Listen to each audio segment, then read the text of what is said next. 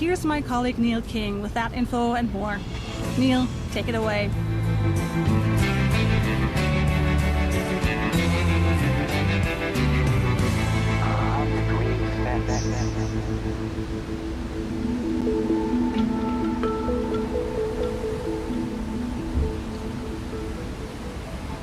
There's nothing actually wrong with plastic.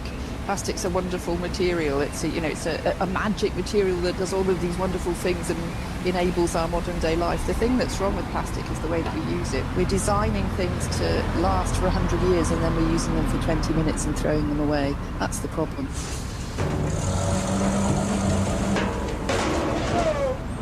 Every year, about 400 million tons of plastics are produced around the world, and about half are used to make single-use items such as shopping bags, cups and packaging material. Unfortunately, only 9% of plastics are actually recycled. The rest is incinerated, goes to landfill or ends up in the environment.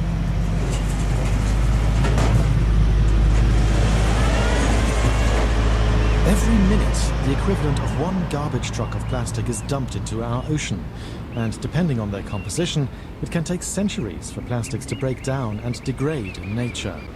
But even when that does happen, this can lead to new problems. We have found microplastics in just about every water sample that we've studied from anywhere in the world. So, in this second episode of our series on plastics, we'll be taking a closer look at microplastics, including some promising solutions to this very global problem. My name is Neil King, and this is DW. Microplastics, which basically are just small fragments of plastic that are less than 5 millimeters long, have been found everywhere, from the deepest parts of the ocean to the heights of Mount Everest. Most microplastics start their journey on land, but eventually they are carried by rivers and wind to the world's oceans, where they enter the global ocean circulation system.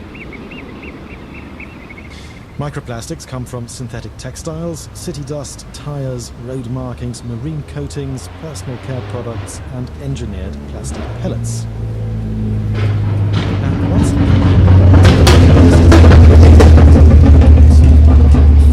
shellfish, and are consequently also consumed as food by humans.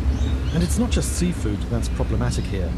Sewage sludge is used in agriculture as organic fertilizer.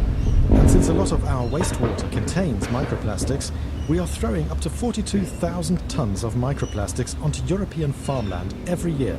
And so microplastics are also finding their way into our fruit and vegetables.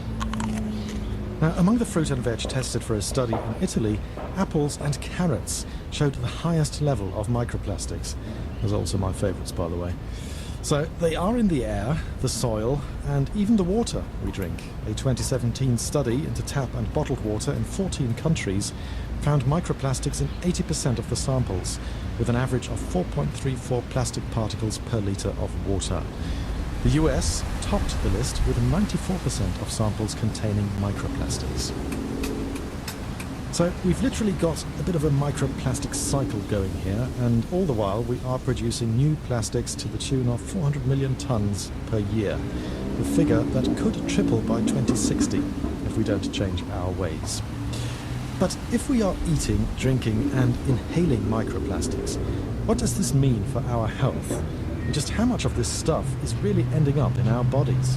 Well, depending on how much we're exposed to them, some estimates suggest that we ingest enough microplastic particles per week to make a credit card or 50 plastic bags. That sounds absolutely horrific to me, but again, what does this mean for our health? And because this seemingly simple question is actually very complicated, I'm going to need some help on this. I'm Tamara Galloway and I'm a professor of ecotoxicology at the University of Exeter, UK. Tamara is considered one of the world's leading experts on microplastics, and her research was instrumental in